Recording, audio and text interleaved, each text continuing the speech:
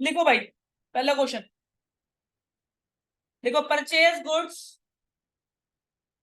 ₹410,000 from Mohan.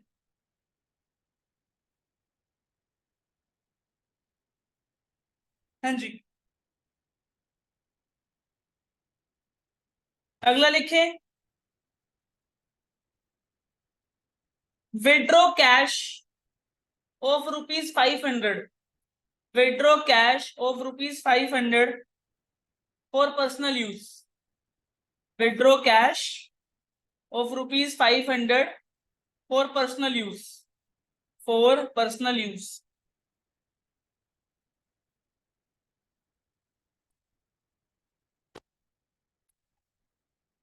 अगला लिखे, withdraw goods, withdraw goods costing ₹600, selling price 500 for personal use, for personal use.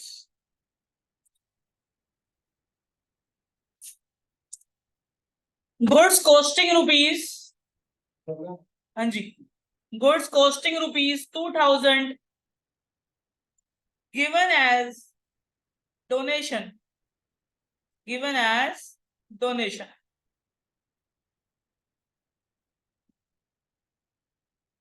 कितने हो गए? 4 ही हुए हैं, 6 होने चाहिए यार।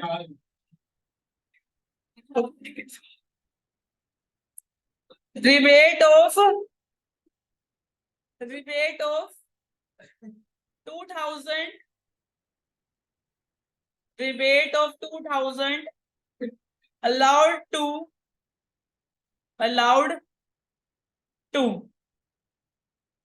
Raman on goods sold, on good sold। अगला, rebate of ₹1,000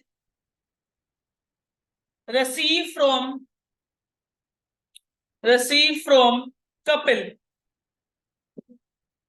of, क्या बोल दिया, goods of ₹1,000 received from couple on goods purchase, on goods purchase।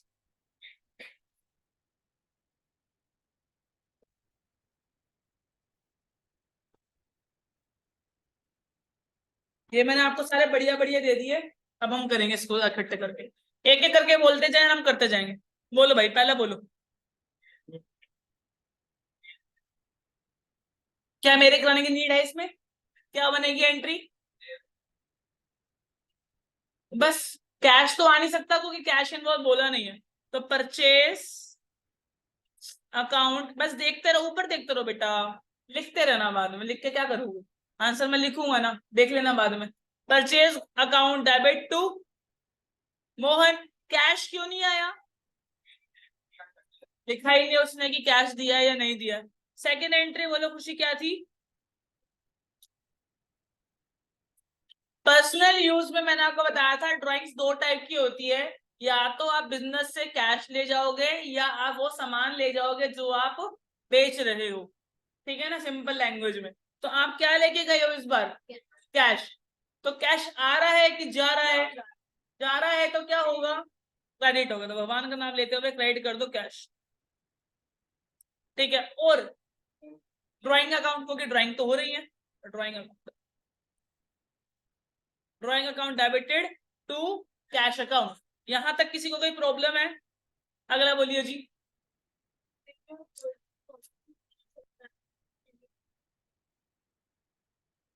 उल्टा नहीं है तो सीधा कर लो उसको। 500 रुपए का कॉस्टिंग था, सेलिंग था 600, उल्टा बोल दिया होगा, ठीक है, ओके। चलिए, हाँ, अब उसने बोला इस बार ना मैं क्या लेके गया हूं? गुड्स। मैंने आपको कहा था जनरल एंट्रीज में गुड शब्द कभी नहीं आता, गुड शब्द कभी नहीं आता। और एक बात मैंने और बोली थी कि जो परचेज है वो हमेशा क्या होती है? जब असली में खरीदी जाए, रियल में परचेज हो। देखो अभी भी परचेज आएगा, देखो लिखेंगे ड्रॉइंग अकाउंट डेबिटेड। इस बार कैश नहीं किया, सामान गया। सामान में गुड्स तो लिख सकते नहीं हो, क्या लिखोगे? परचेज। क्या लिखोगे? Purchase account. अब तुम बोलोगे सर ये क्या कर रहे हो, परचेज तो हमेशा क्या होनी चाहिए, लेकिन क्या असली में तुम खरीद रहे हो? खरीद थोड़ी ना रहे हो। ठीक है, तो कुछ स्पेशल केस होते हैं जहां पर क्या होगा, परचेज हमेशा क्या होगी, क्रेडिट होगी, लेकिन ऑलवेज परचेज हमेशा डेबिट होती है। ये बात आपको याद रखनी है। कुछ स्पेशल केस होते हैं आगे। बहुत अच्छा पॉइंट है ये, दो में से कोई एक आपको जरूर मिलेगा पेपर में। अगला बोल दो। अच्छा, अमाउंट कौन सा आएगा? Cost price, always cost price. तो कॉस्ट प्राइस था 500, तो 500 500 ही आएगा जनरल एंट्री में। ठीक है, 600 से कोई मतलब नहीं होगा। ठीक है, चलो जी आगे बोलिए। डोनेशन दे दी। मान लो सामान है 1000 रुपए का, मेरी दुकान पे आता है, मैं 1200 का बेचता हूँ। तो जब मैं डोनेशन दूंगा तो मैं क्या बोलूंगा, मैंने कितने का डोनेशन दिया, 1000 का कि 1200? 1000 का ही बोलोगे। ठीक है, वो सामान बिकता तो 1200 का बिकता ना, लेकिन तुम्हारा तो बिका ही नहीं था विधि। ठीक, बात समझ आ रही है? तो लिखोगे donation, donation account debited to, to बोलो, टू परचेज। ठीक है, सेल नहीं आ सकता, आपने गिफ्ट की आइटम। ठीक है, आपने गरीबों को दे दिया कुछ सामान, या किसी को भी चैरिटी में दे दिया, तो डोनेशन है। चैरिटी बोलेगा तो मैं चैरिटी टू परचेज लिखूंगा, डोनेशन बोलेगा तो मैं डोनेशन टू परचेज लिखूंगा। जैसा क्वेश्चन बोलेगा मैं उस हिसाब से कर दूंगा। और बोलो।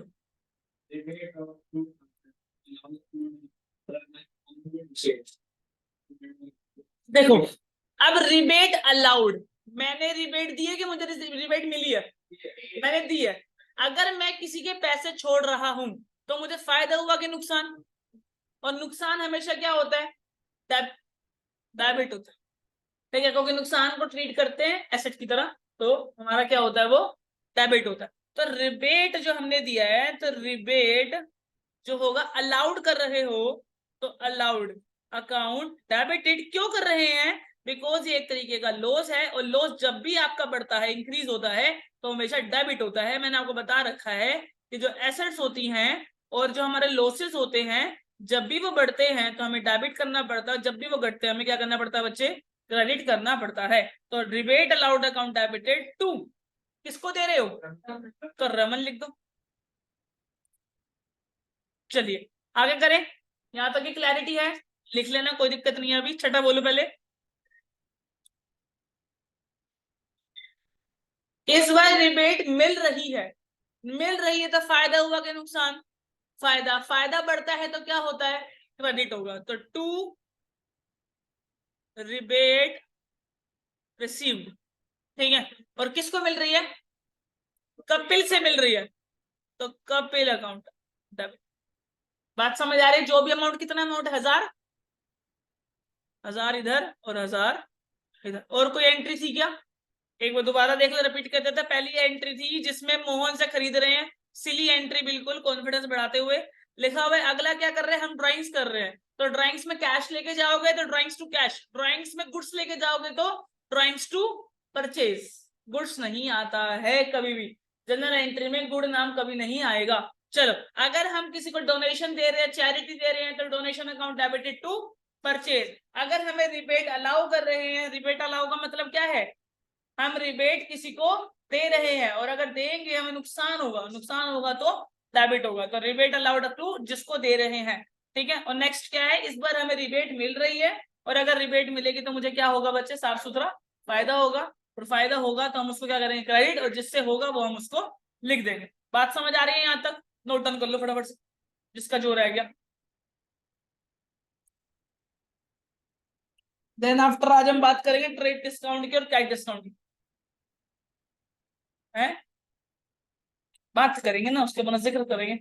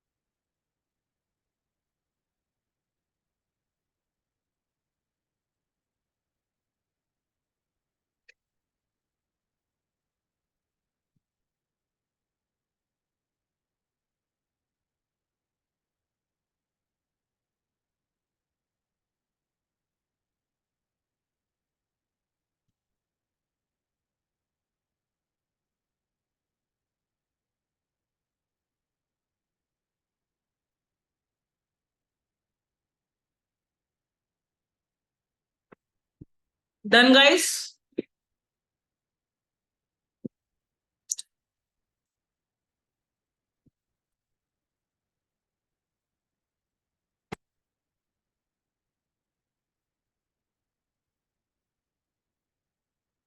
हो गया बच्चे?